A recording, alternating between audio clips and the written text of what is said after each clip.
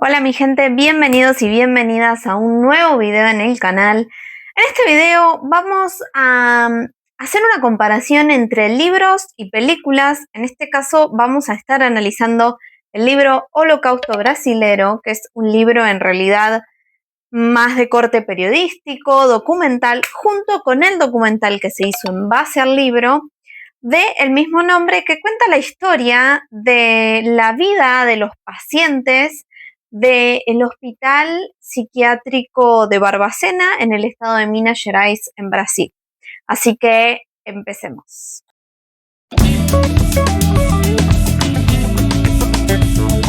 Antes de presentar el contenido del video, te voy a recordar que puedes darle me gusta, dejar tu comentario, compartir y suscribirte y todas esas cosas buenas que sabemos que ayudan a los canales en crecimiento como este, porque crecer demora muchísimo tiempo en cualquier red.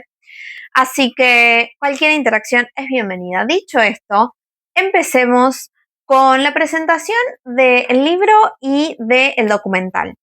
Tanto el libro como el documental son, como dije, de corte periodísticos, siguen las mismas líneas, se parecen bastante. Entonces, vamos a empezar haciendo un análisis general del contenido de ambas obras, del libro y del documental, y después vamos a ir haciendo una comparación un poco más detallada.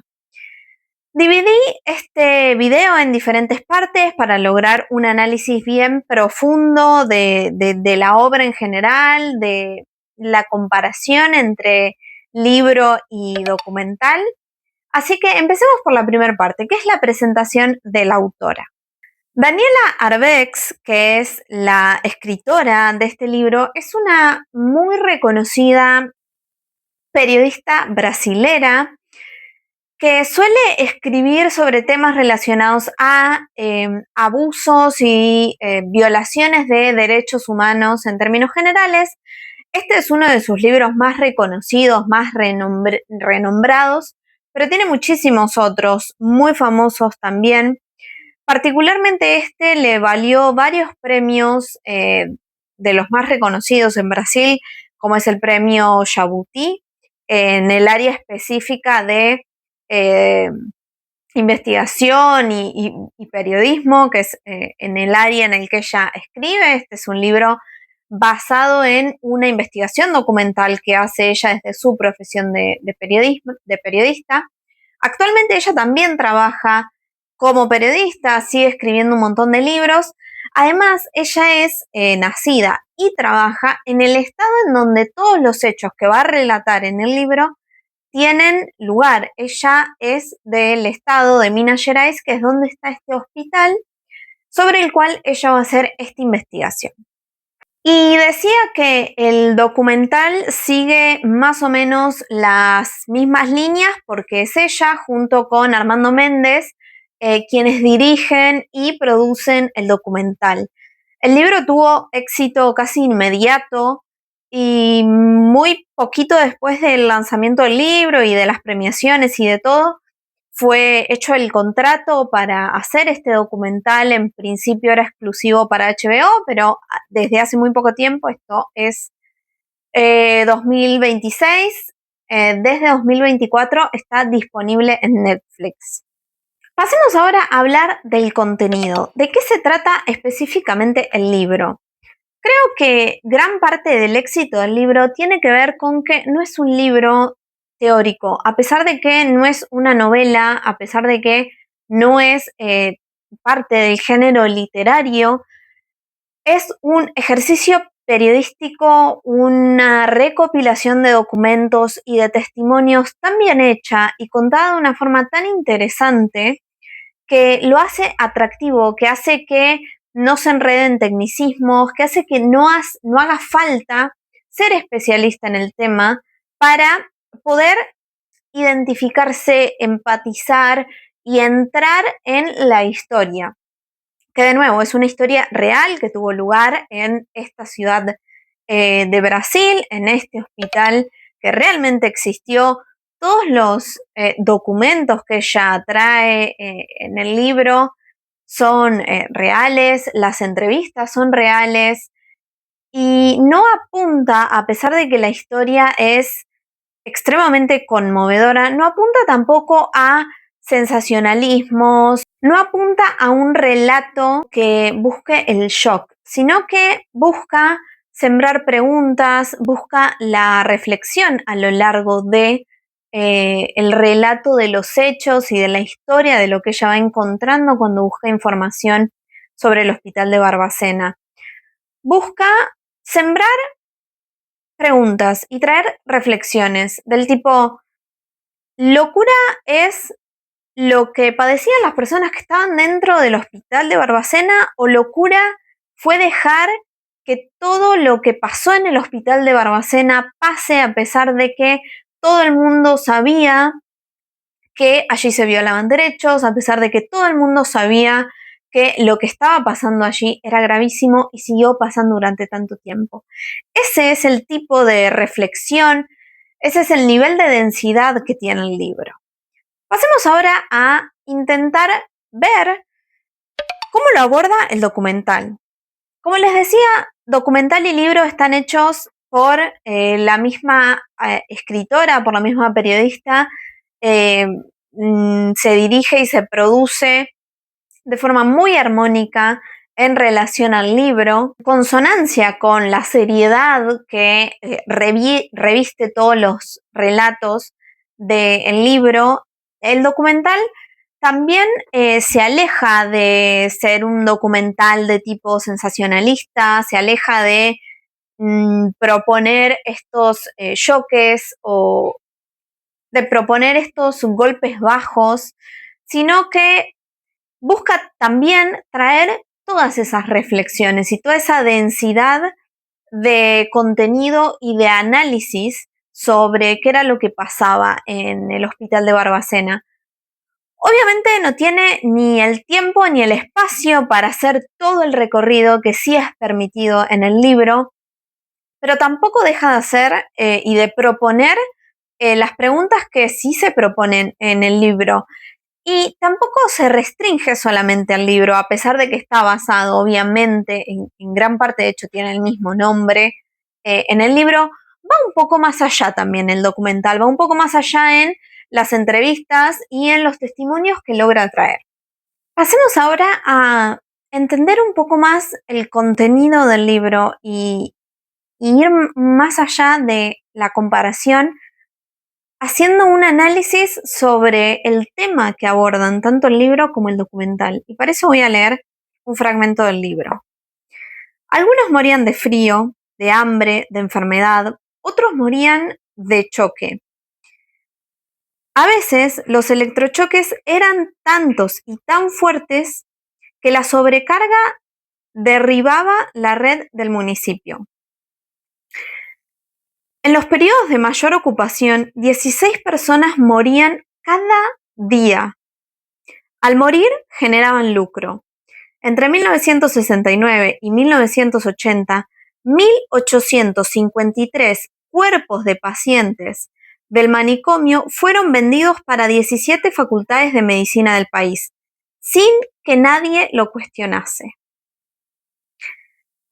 Cuando hubo exceso de cadáveres y el mercado se redujo, los cuerpos empezaron a ser descompuestos en ácido, en el patio de la colonia, es decir, del hospital, delante de los pacientes, para que los huesos pudieran ser comercializados. Nada se perdía, excepto la vida. ¿Por qué entonces se le da el nombre de Holocausto Brasilero tanto al libro como a la película? Y entiendo que puede interpretarse un nombre que busca la venta, que busca justamente el sensacionalismo, pero está bastante alejado de eso. Y vamos a entender ahora por qué el nombre de Holocausto Brasilero. La tesis principal de la escritora del libro, que es también una de las directoras del documental y que logra demostrar en las dos obras, es que lo que pasó en Barbacena no tuvo nada que ver con diagnóstico ni con tratamiento, sino que fue una forma de crimen sistematizado que abandonó a la muerte a más de 60.000 personas que tenían características en común. características de pobreza, características de ser mujeres embarazadas con embarazos que se debían ocultar, características de ser esposas cuyos maridos querían volver a casarse. Por eso los dos buscan dar voz a quienes han sido silenciados a lo largo de la historia, a las personas, pacientes, expacientes y familiares de quienes estuvieron en el hospital de Barbacena, quienes sobrevivieron al hospital de Barbacena. El libro en particular y el documental obviamente también tiene muchísimo registro visual, fotográfico, para acompañar todos esos relatos y para dar incluso más cuerpo a esa voz que va a narrar lo que pasó en el hospital de Barbacena. Obviamente la cuestión visual queda mucho más explícita en el documental porque es un producto audiovisual. El libro igualmente acumula muchísimas fotos y documentos que pueden verse y tiene un registro increíble de imágenes, pero hay un caso paradigmático que vemos en el documental, que vemos a la persona, que escuchamos su relato de su propia voz, de una mujer hoy adulta, anciana, que llegó al hospital de Barbacena a los 14 años. A los 14 años ella trabajaba como empleada doméstica, por no decir en situación de esclavitud, porque estamos hablando de una persona de 14 años trabajando en una casa sin ningún tipo de regulación, que fue abusada por su patrón y quedó embarazada. Para ocultar este embarazo, ella es enviada al hospital de Barbacena, y bueno, su hijo nació en ese contexto, luego fue apropiado, separado de su madre, en fin. Ese relato que está en imágenes en el libro, lo hemos contado y vemos a los protagonistas de esa historia tan paradigmática de todas las historias que son relatadas en el libro y en el documental, en el documental. Franco Basaglia fue un psiquiatra italiano que, para quienes estudiamos y trabajamos con salud mental, es un referente de lo que fue el movimiento de lucha antimanicomial, la reforma psiquiátrica, que abordó todo el cambio paradigmático que tuvo la salud mental y las políticas y el tratamiento a la salud mental, con inicio en la década del 60, y que trató de traer al primer plano los derechos de las personas internados en hospitales manicomiales, que empezó a denunciar las cosas que pasaban en los hospitales manicomiales, porque Barbacena no fue el único, si bien fue un caso extremo. En el contexto de ese movimiento y de esa lucha antimanicomial, Franco Basaglia visita Brasil y visita justamente el hospital de Barbacena y nos ayuda a entender en reportajes que dio después y que son rescatados en el libro, por qué la autora decide darle este nombre. Y lo que Basaglia dice en los reportajes es que puede compararse, que lo que él ve en Barbacena le recuerda a lo que pasaba o lo que uno ve cuando ve campos nazistas. Las personas llegaban al hospital llevadas en tren, eran expuestas a trabajo sin ninguna remuneración, eran abandonadas a su muerte en condiciones deshumanas. Incluso las fotos que vemos, uno de los únicos registros que se tienen del hospital en aquella época, recuerdan las fotos que encontramos cuando buscamos fotos de los campos de concentración nazistas. Para reflejar todo esto de una forma un poco más clara, voy a leer otro fragmento del libro, que es un fragmento del relato de una persona expaciente que fue entrevistado al momento de la escritura del libro, al momento de la investigación, que en ese momento tenía 68 años. Él dice lo siguiente: no sé por qué me encerraron. Cada uno dice una cosa distinta. Pero después de que perdí el trabajo, todo se descontroló. De la cárcel me mandaron para el hospital, donde estaba desnudo, a pesar de que hubiese mucha ropa en la lavandería. Venía todo en un camión, pero creo que ellos querían ahorrar. Al principio incomodaba quedarse desnudo, pero con el tiempo te acostumbras. Si existe un infierno, el Colonia era ese lugar. De nuevo, la tesis principal de la autora es que esto no tenía nada que ver con tratamiento. Esto tenía que ver con juntar personas que incomodaban.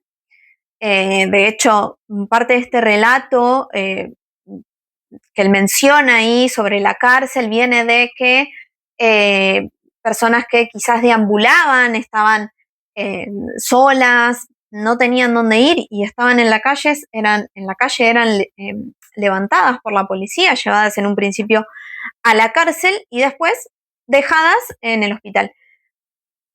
Hace poco, hace algunos meses, participé de un congreso muy amplio, pero con muchas mesas sobre salud mental. Este libro ya lleva un tiempo, la historia de Barbacena lleva muchísimos años y sin embargo está fresquísimo en la salud mental.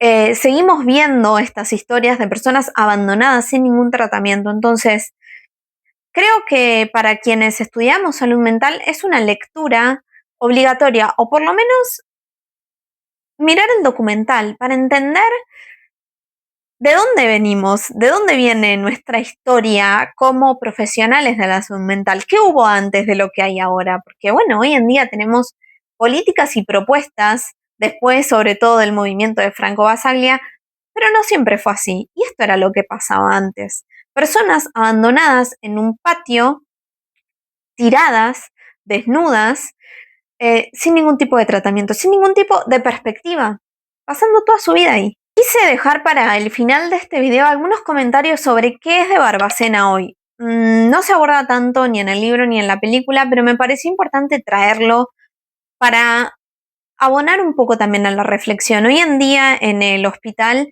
donde era el hospital, funciona el Museo de la Locura.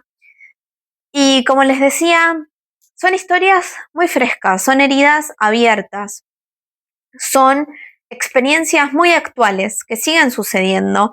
De hecho, las personas expacientes que fueron relocalizadas en otros lugares, que de alguna forma tienen que rehabilitarse para poder tener una vida autónoma o que necesitan algún apoyo en donde no puedan tener autonomía, que personas que fueron entrevistadas, digo, estamos hablando de historias muy, muy recientes, fueron relocalizadas en otro tipo de servicios.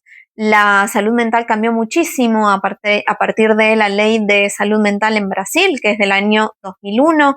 Todo esto se rescata en el libro. No se da tanto lugar para eso en el documental, que apunta más a las historias de pacientes y expacientes.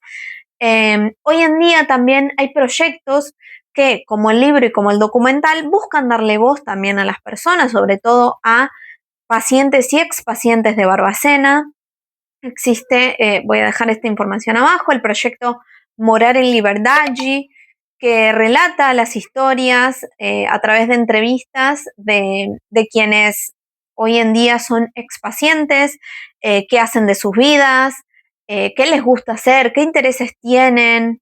Para finalizar también, lo que me interesa que quede de este análisis es que el hospital de Barbacena es un caso extremo, pero no es un caso aislado. En el libro, y lo mencionaba yo también, se relata la experiencia de la visita de Basaglia, que quedó horrorizado. Estamos hablando de una persona que trabajaba en hospitales, que dirigía hospitales psiquiátricos, y sin embargo, la visita a Barbacena lo horrorizó.